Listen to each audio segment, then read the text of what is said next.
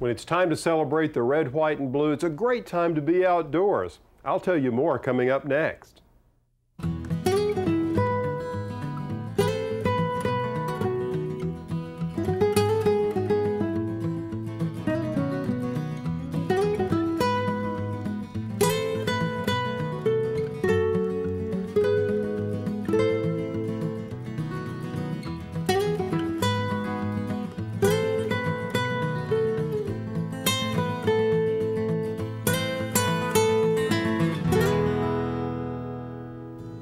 Hi, I'm Alan Smith.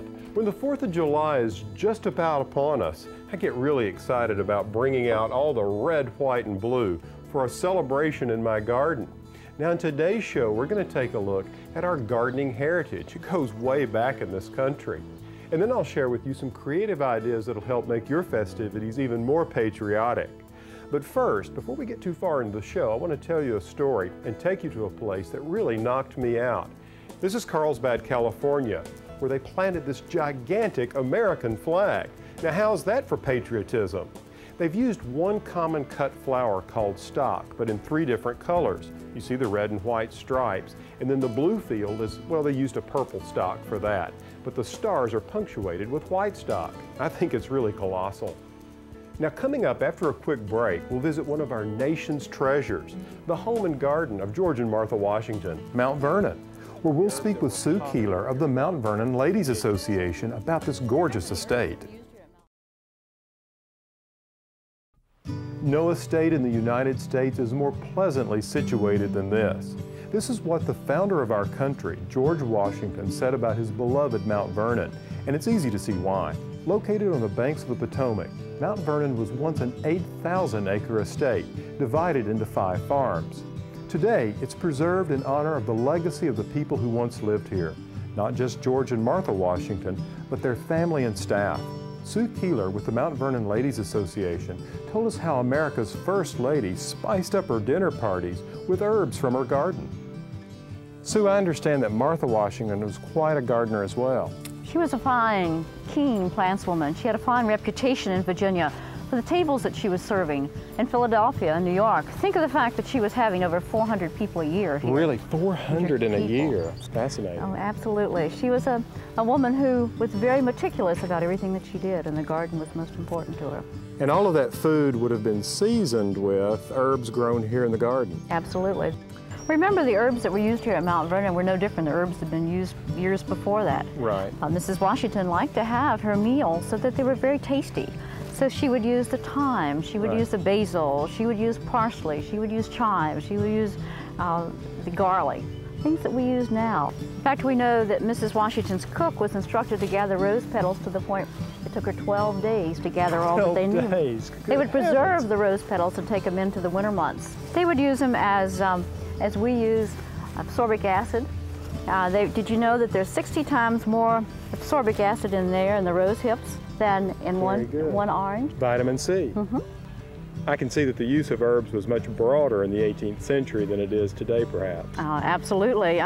It's a pity we don't have the same interest in it nowadays. I agree. Up next, getting colorful this Independence Day with Old Glory. Some ideas on outdoor entertaining and more. Hi, I'm Alan Smith. Welcome back. In today's show, we're making the most of the 4th of July in the garden. Now, this holiday wouldn't be complete without displaying the American flag. It represents so much to so many. One American I know has turned her love of the flag into her own business. Carrie McCoy of Arkansas Flag and Banner started selling flags door to door. Her business grew until she eventually opened her own store in a historic building that formerly hosted acts such as Cab Calloway and B.B. King. Today, Carrie has expanded her merchandise to include things that would accent any garden when decorating for the 4th of July. She has everything from patriotic birdhouses to tiki torches. And how about this red, white, and blue container? I recently stopped by her store to get some tips on the proper way to display the American flag. The proper display of the flag is very important, but it's not so important that it keeps you from flying the flag. But yes, you should try to light it at night. You should try to have it always on the right of another flag. The American flag always goes to the right of the state flag or to another nation's flag. The quality of a flag is important, but again, it's not the most important thing. As long as it has 50 stars and 13 stripes and is the right dimension, it's an American flag. This flag right here is what the military would use. It has embroidered stars and it has sewn stripes. This flag is made out of nylon. When I started this business 30 years ago, they were all made out of cotton. But cotton fades fast. Nylon is like a sail. The wind can pick it up, air doesn't go through it, and the wind can pick it up and makes it fly and do its job and wave very nicely. What I have noticed about flag sales and patriotism in this decade is that now everybody wants red, white, and blue on everything. Some people aren't comfortable with the flag being worn, laid on, sat on, put on pillows, but you can still represent the flag with red, white, and blue as long as you don't make it look like a flag. Okay, now let's talk about adding some color to your holiday celebration. Of course, the theme here is easy, red, white, and blue. And what I'd like to do is create a beautiful centerpiece, something that would be festive for a picnic or even a more formal occasion. Now, what I'm doing is I'm starting with just a few basic materials. Let me go through those with you. A low tray to set a block of floral foam on. I let it deep soak for about 3 hours, but if you have less time, that's fine. The main thing is you just want to make sure that the block is entirely saturated. Now, some of the other elements I'm using, I cut some boxwood out of the garden just as a basic greenery, found these red, white, and blue candles, and picked up some carnations from a local florist. And I have plenty of small American flags to give it that festive touch. Now, the first thing I'm going to do is I'm going to anchor the floral foam to this little plastic tray, and I'm going to do that by using some of this floral tape. And all you do is just tape it across the top like this and under. I'm going to use the boxwood to conceal the edge of the plastic tray. It doesn't take many and they can be really small. And I'll go all the way around a piece of floral foam. It's a great use of boxwood from the garden. Use it in lots of different flower arrangements. It's a plant you really should have around, some good evergreens that you can cut for filler just like this in all seasons. Just to give it a little trim like so. And now I'm ready for the flowers.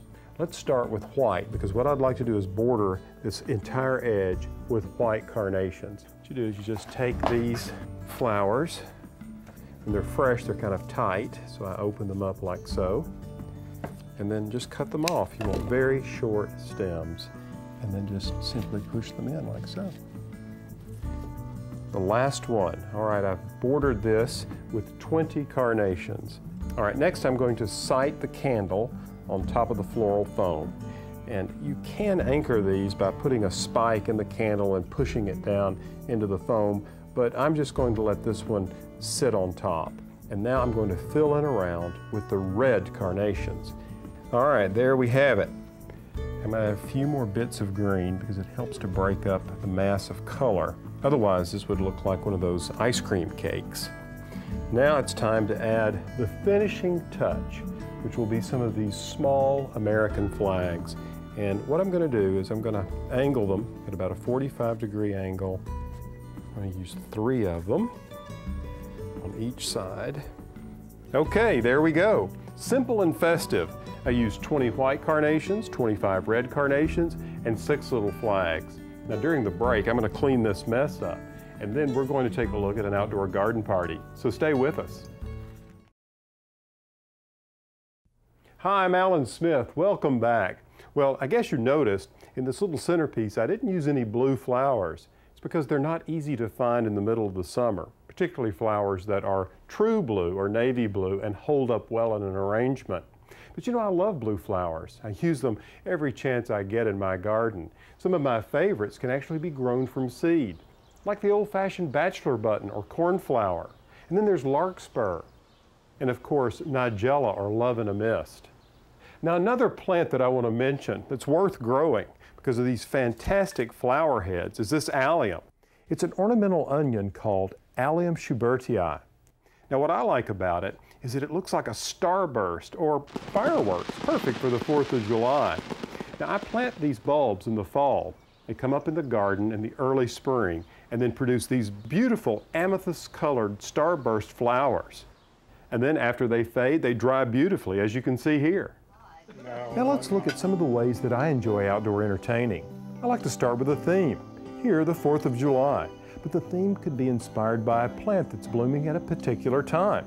In fact, I have friends who hold an annual martini party to toast the blooming of a special plant in their garden. It's a lot of fun. And the inspiration could come from a favorite color or, say, a recipe. Just get creative and enjoy. I also like to get together with others in the preparation of food. Let them go out into the garden and pick fresh ingredients or bring favorite dishes to share. Music is important to set the mood, and of course, the correct lighting helps to make an evening party even more evocative and festive.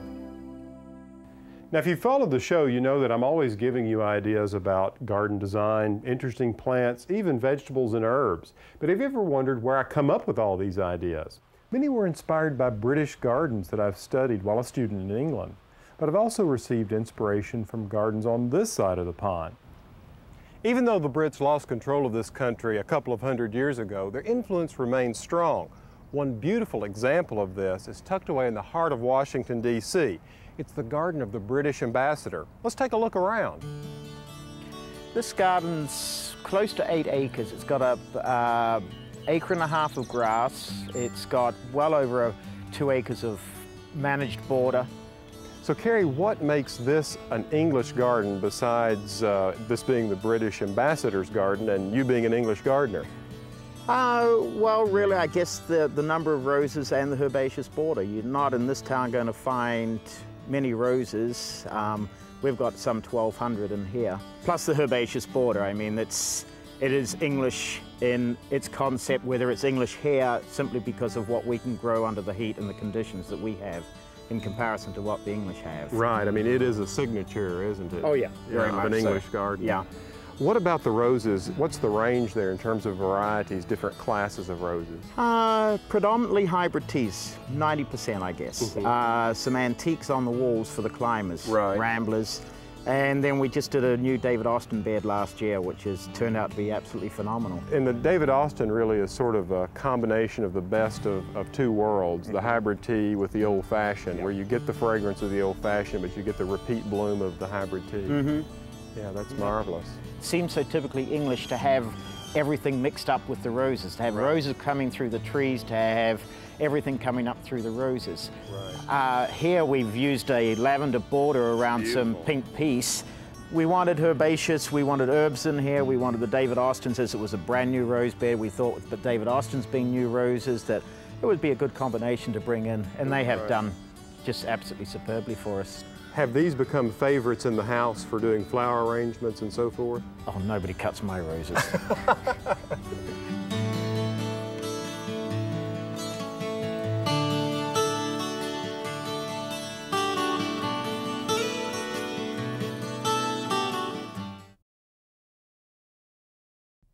Well, this is the part of the show where we take some time to answer viewer questions.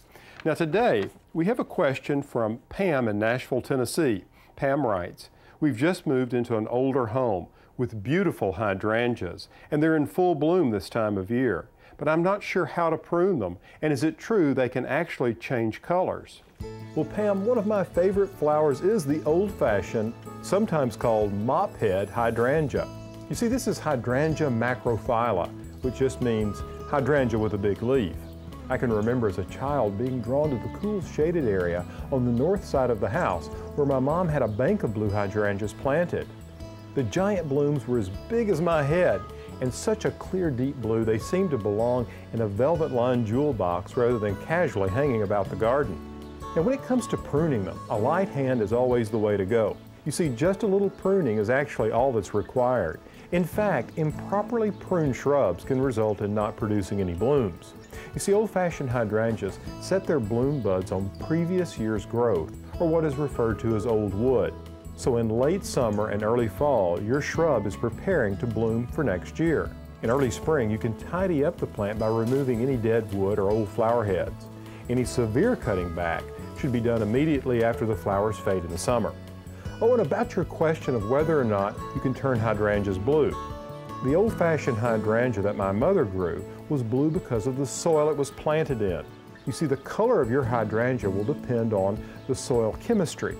When you plant them out in your garden, if your soil is acidic or has a low pH, they'll turn blue. But if your soil is sweet or alkaline with a high pH, they'll turn pink. There are more tips on making you a more successful gardener on my website. You can also visit pallensmith.com to sign up for our free weekly newsletter that will keep you up to date on the latest gardening topics. Up next, a red, white, and blue recipe you don't want to miss. Stay with us. The 4th of July is just around the corner, and it's that time of year, since it's so hot outside, that we're all looking for something cool and refreshing as a treat. One of my favorite alternatives to the standard Independence Day fare is sorbet. Now today, I'm making some using a patriotic theme, red, white, and blue. Raspberries for red, lemons for white, and blueberries for blue. Now's the time to find abundant produce in your local farmer's market. And hey, what could be more American than buying food locally grown? Now this sorbet stuff may sound a little complicated, but it's really very simple and it tastes great. First, prepare a solution of 3 cups water, 2/3 cup corn syrup, and the same amount of sugar. Bring the mixture to a boil and then set it aside to cool for 15 minutes or so, or if you're in a hurry, put it in the refrigerator to chill. To the mixture, add 1/4 a cup of fresh squeezed lemon juice. Then blend 3 cups of raspberries and strain the juice into the mixture. Make sure this is well blended and then freeze it in an ice cream freezer just like you would homemade ice cream. For blueberry sorbet, I use 3 cups of blueberries, and for the lemon, instead of using 1/4 cup lemon juice, I use a full cup. See, red, white, and blue. Well, almost. I save a few blueberries to help carry off the theme, but I think it beats using food coloring. Well, that's all the time we have for today's show. I hope you enjoy your 4th of July as much as I plan to. Until next time, from the garden, I'm Alan Smith.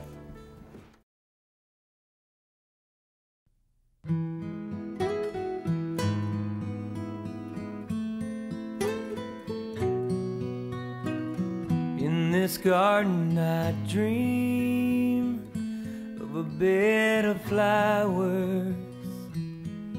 Bluebirds sing of the beauty all around us.